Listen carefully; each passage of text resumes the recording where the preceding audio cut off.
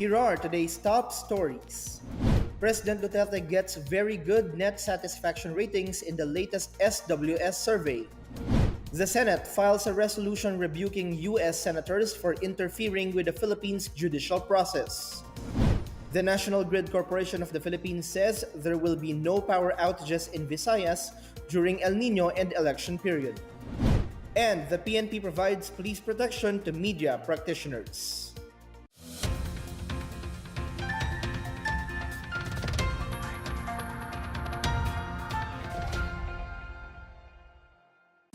Good day, I'm Rom Dulfo. Welcome to the PNA Newsroom.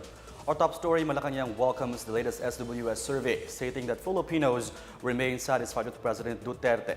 The president retains his very good net satisfaction rating, including record highs in Mindanao and rural areas. More on this from Miguel Hill. President Rodrigo Duterte continues to enjoy high satisfaction ratings from the public. In the Social Weather Station's first quarter 2019 survey, Duterte garnered a plus 66% or very good net satisfaction rating, up by 6% from that in December 2018.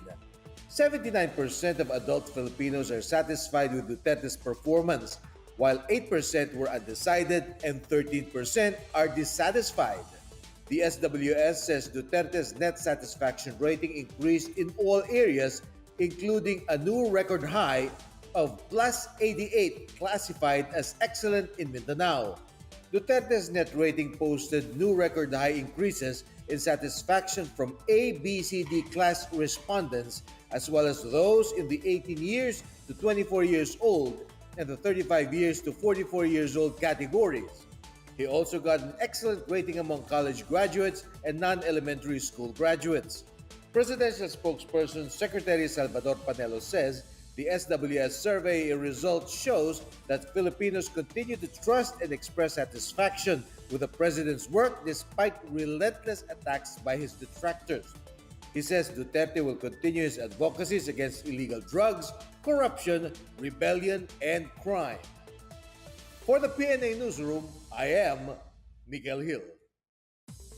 The Commission on Higher Education, or CHED, partners with leading Philippine universities and engaged with the Bangsamoro Autonomous Region in Muslim Mindanao Transition Authority to ensure accessible quality education in the new autonomous region.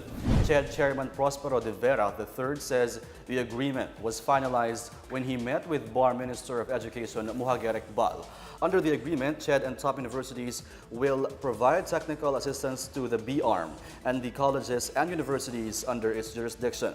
This includes allowing these institutions to apply and avail the benefits of tertiary education subsidy, particularly free tuition and educational assistance to students. CHED and other leading universities in the country will also capacitate the BARM in monitoring the compliance of HEIs with standards for quality education. It will also develop a database of poor students and children of MILF combatants so that they can be included in the government's provision of subsidies. The Philippine government will decide on the distribution of settlement proceeds to some 9,000 human rights victims during martial law under former President Ferdinand Marcos. This after New York District Court Judge Catherine Polk Faila reportedly ordered the transfer of $13.75 million from ill-gotten wealth assets of the Marcos family. Presidential spokesperson Salvador Panelo says the palace leaves the New York court's order to Solicitor General Jose Calida. He says he will clarify with Calida why he is blocking some of the compensation. The Office of the Solicitor General earlier said the distribution is grossly disadvantageous to the government and not in accord with existing Philippine laws and jurisprudence. The victim's lawyer says the U.S. court directed the transfer of settlements amounting to around 78,000 pesos to each of the victims in a class action lawsuit they filed against the Marcoses in Hawaii in 1995. Malacanang will comply with the Supreme Court's order to respond to a petition challenging the legality of the Chico River Pump Irrigation Project.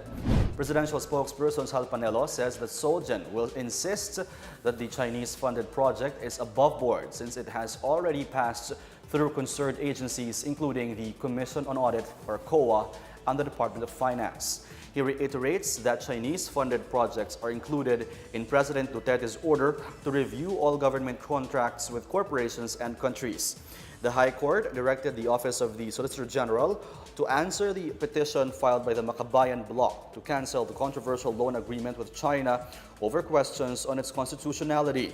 The lawmakers claim that certain provisions in the agreement made it possible for China to acquire patrimonial properties in the Philippines. Upon completion, the project would water about 8,700 hectares of agricultural land and benefit more than 4,300 families in the provinces of Kalinga and Cagayan. Over 4,500 police are deployed for this year's Oplan Ligtas Sambak, and Malacanang continues its monitoring of prices of commodities. More on these and other news around the metro from Janice Cave.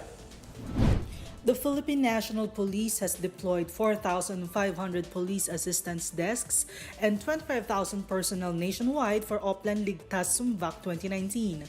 The PNP reminds the public to check their vehicles before traveling, secure their belongings, and prevent leaking sensitive personal information on social media. It also warns those going to beaches and resorts to be careful against drowning. Meantime, 700 tellers and patrol officers will assist motorists at NLEX, SETEX, and Cavitex this Holy Week as part of the Safe Trip Mo Sagot Ko Motorist Assistance Program of Metro Pacific Corporation. Travelers can avail of free Wi-Fi, drinking water, basic mechanic services, and first aid treatment as there will be motorists' camps in certain locations.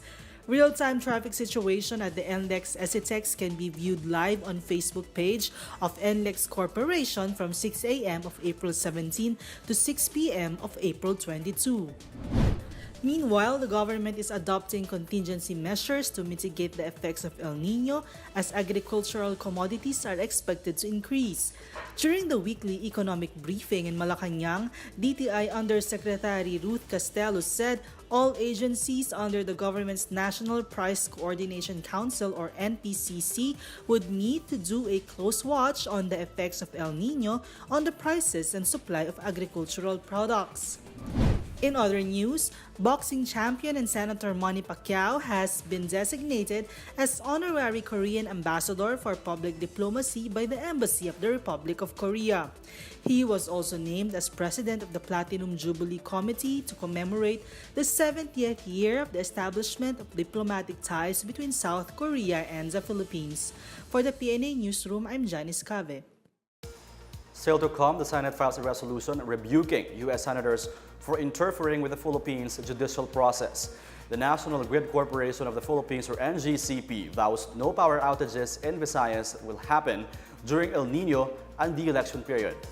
More on these when the PNA Newsroom continues.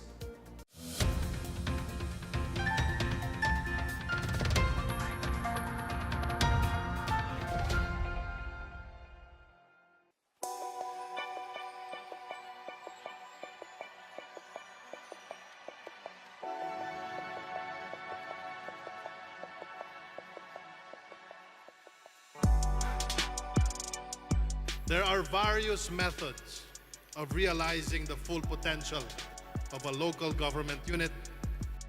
Our town has shown one of the best ways for sustained success.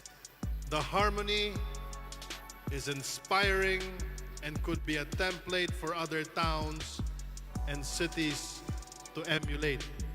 You are the generation of past memories, present experiences, and future dreams. You span a timeline that tells you how you must remember where you came from. On behalf of President Rodrigo Roa Duterte, congratulations, mabuhay tantanan.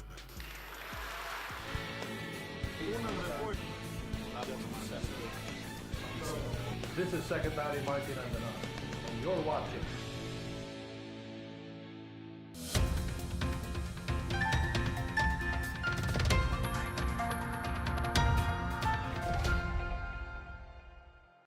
The Labor Department has ordered a total deployment ban of overseas Filipino workers or OFWs bound for Libya. Labor Secretary Silvestre Bello III issued the order amid the escalating violence in the North African country. He says DOLE is ready to provide repatriation assistance to Filipino workers who will signify interest to come home. The Philippine Embassy in Libya have urged Filipinos living in Tripoli and near areas of conflict to get repatriated as fighting escalates in the city's outskirts. Chargé d'Affaires El Mercato also asked members of the Filipino community to move to safer locations. The Department of Foreign Affairs, or DFA, raised the alert level in Tripoli and nearby areas to a voluntary repatriation phase. A resolution rebuking some members of the United States Congress for interfering with the country's judicial process has been filed in the Senate. Senate President Vicente Soto III, along with Senators Panfilo Lacson and Gringo Honasan II, filed yesterday Philippine Senate Resolution 1037 expressing strong sense of the upper house to rebuke two U.S. resolutions for being an affront to the sovereignty of the Philippines and an undue interference on its judicial process. The proposed U.S. resolutions called on the Philippine government to free detained Senator Laila de Lima and drop charges against Rappler CEO Maria Ressa. The document states that the resolutions are highly inappropriate and unbefitting, considering that the Philippines is no longer a vassal or a colony of the U.S., but a sovereign state. Lacson said he hopes the measure will reach the U.S. Congress once approved in plenary. In other news, the Department of Agriculture and the Department of Trade and Industry, or DTI, will spearhead the launch of the first farmer-owned motorcycle tires brand, Pilipinas Aguila Tires, on April 26. DA Secretary Manny Piño says the launching will mark the start of a nationwide marketing program which will offer the 300 by 17 tires for utility motorcycles at competitive prices. Pilipinas Aguila motorcycle tires will use 100% local rubber purchased from Filipino farmers. Motorcycle tire dealers from all over the country will be invited to join the launching and will be asked to support the country's farmers by promoting the Pilipinas Aguila motorcycle tires. The Pilipinas Aguila tires is a product of the Philippine Rubber Farmers Cooperative. The tire manufacturing project is expected to stabilize and even increase the buying price of raw rubber produced by farmers in the country. Negros Occidental is partnering with the Manila Economic and Cultural Office to strengthen the province's tourism linkages with Taiwan.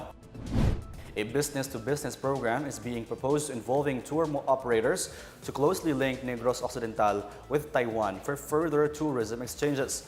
MECO officers to facilitate the participation of the province in the Tourism Fair and Business Mission in Taiwan this year. It also facilitates the link between the Philippines and Taiwan through active cooperation and increased exchanges focused on tourism, investments, labor, and educational and scientific endeavors. Meanwhile, the National Grid Corporation of the Philippines and the Visayas has assured adequate power supply for the duration of El Nino and during the May 13 midterm elections. NGCP-Visayas says they are not affected by the El Nino and they have adequate and reliable power supply to last the dry spell. The NGCP has begun its house-to-house public safety campaign in the region to prevent incidents that may disrupt power transmission. It also plans to conduct safety awareness campaigns in schools and coordinate with local disaster risk reduction and management offices for its information dissemination drives. A former police official running for councilor is killed in Legazpi City, Albay. Meanwhile, BFAR is intensifying its monitoring in Davao region for red tide. More on these and other stories from the provinces from Bench Bondo. In Albay, a retired police official who was running for city councilor in Barangay Cagbacong, Legazpi City, was killed by suspected members of the New People's Army. The victim, identified as retired Senior Superintendent Ramiro Bausa, was attacked by communist rebels while visiting a friend in the said village. Bausa suffered a gunshot wound on the head and other parts of the body, resulting in his instantaneous death. In Davao Region, the Bureau of Fisheries and Aquatic Resources intensifies its red tide monitoring. BFAR will conduct weekly monitoring in the waters off Santa Maria, Davao Occidental and Balete Bay in Mati City, Davao Oriental. Consumption of shellfish from these two coastal areas is highly discouraged. In Tacurong City, Sultan Kudarat, more than 200 homes were damaged in a 20-minute downpour and strong winds described as a freak tornado. According to Rodrigo Hamorabon of the City Disaster Risk Reduction and Management Office, 210 to 215 houses made of light materials are damaged in Barangay San Emanuel, Barangay San Pablo, and outskirt communities. Mayor Lina Montilla has directed the City Disaster Office to continue the clearing operations whenever possible and ordered the City Social Welfare Office to attend to the emergency needs of affected families. For the PNA Newsroom, I'm Bench Bondo.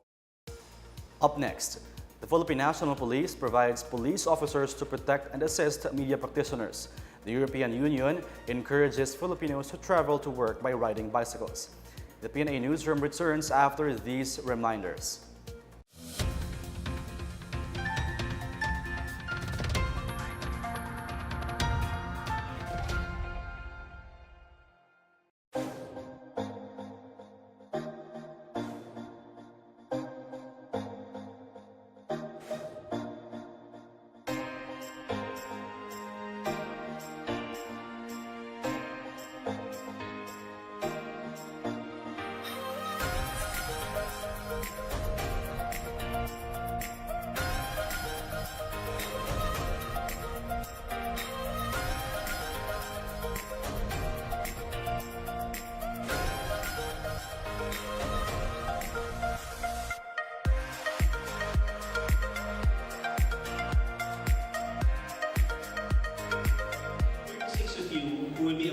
This morning have actually achieved the highest standards of tourism, not only in the Philippines, but all over ASEAN. Let's give ourselves a warm round of applause.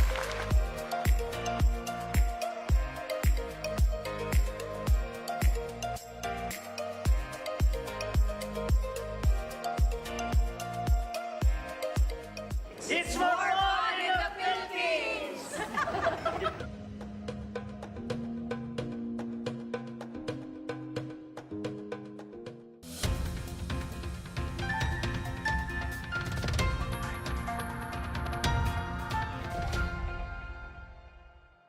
The Philippine National Police has provided 21 police officers to the Presidential Task Force on Media Security, or PTFoMS, to protect media practitioners, especially during the election season. Task Force Executive Director and Undersecretary Joel C. Egco expressed gratitude to Police Security and Protection Group as it will help secure media workers against election-related violence similar to the Maguindanao massacre in 2010. The police officers will also assist the task force in investigating media killings. PTFoMS is already working on 170 cases from 1986 up to the present. USEC Egco is calling on media practitioners to be vigilant against the rise in media violence and reminds practitioners to maintain the highest ethical standards of the profession. In other news, over 500 youth leaders in Tagum City converged for a 3-day summit aimed at helping them to become more efficient and responsible leaders of the millennial generation. Over 500 youth leaders participated in a series of team-building activities to develop camaraderie and unity. The summit's main features include advocating for peace and cultural sensitivity. Aside from physical activities, participants joined seminars on responsible social media engagement, sustainable development goals or SDGs, violent extremism, voters education, the power of youth in the electoral exercise, social entrepreneurship and elevator speech, among others. The summit also became an avenue for the young leaders to participate in tree planting and soil bagging activities, strengthening their will to protect the environment. In sports, Magic Johnson stepped down as president of the Los Angeles Lakers basketball operations. Johnson announced his decision in front of reporters before the Lakers' regular season finale against the Portland Trail Blazers at the Staples Center. He had not told owner Jenny Buss or general manager Rob Pelinka about his decision. Magic said he wants to interact with and comment on players on other teams like he used to without getting the Lakers fined for tampering. He denied that the decision is about coach Luke Walton, despite rumors that Johnson intended to fire him. Johnson took up his role in February 2017. He was instrumental in the signing of LeBron James from the Cleveland Cavaliers last summer. National University outplayed De La Salle University to sweep the UAAP Women's Tennis Final Series. The Lady Bulldogs, who skipped last year's season, came back stronger to collect their 5th title under seasoned coach Carl Santamaria. NU defeated Ateneo 3-2 in the final opener last Sunday. Ana Clarice Patrimonio, daughter of former PBA player Alvin Patrimonio, bagged her 3rd MVP award, while Shaira River of 3rd placer Ateneo de Manila University was named Rookie of the Year. The European Union is encouraging the daily use of bicycle as a healthy and sustainable mode of transport to promote a healthy lifestyle. With the heavy traffic in the metro, is it time to shift to cycling? Janice Cave tells us more. The European Union delegation to the Philippines is hosting a month-long bike-to-work challenge to promote a healthy, environment-friendly, and sustainable lifestyle. EU Ambassador to the Philippines, Franz Jessen, announced that EU institutions will spearhead the May 1 to 31 challenge of cycling to work. The event is in line with EU Cycling Group's idea of encouraging the daily use of bicycle of all EU staff and promote their interests to commute by bike, care of its VeloMay campaign. Now in its 2nd year, the challenge takes place in Bohol on May 6 to 7 to show to participants the well-preserved green spaces in the city. While most Filipinos cannot join the EU cycling tour, they can start biking to work on their own pace. All one needs is a well-maintained bicycle, a helmet and cycling gear with reflectors, lots of water, and a schedule and timeline to get used to cycling. Cycling may not look safe for first-time bikers, but the government is changing that. The Department of Public Works and Highways plans to prioritize putting bike lanes on public roads and pedestrian infrastructure starting this year. The DPWH is already studying putting up bike lanes in Intramuros, Manila, and along the Pasig River. It earlier opened a 5-kilometer bicycle lane along Laguna Lake Highway in Taguig City to encourage more cyclists. For the PNA Newsroom, I'm Janice Cave. Let's now check out the weather forecast for Metro Manila and the rest of the country.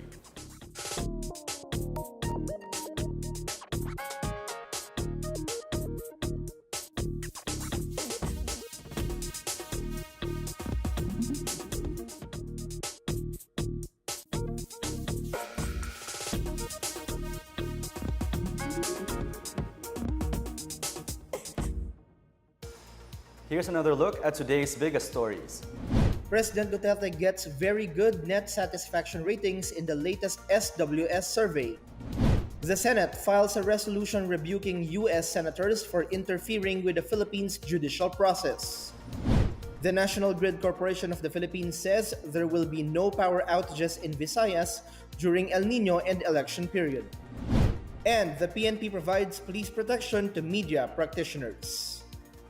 Thank you for watching another edition of the PNA Newsroom. To check out these and other stories, visit the PNA website or follow the Philippine News Agency on Facebook and Twitter. For more stories about the government and how it serves the Filipinos, look for these hashtags in all our social media platforms and websites. And that's your daily dose of the latest news and information that you need to know from the PNA Newsroom. I'm Rom Dulfo. Good day.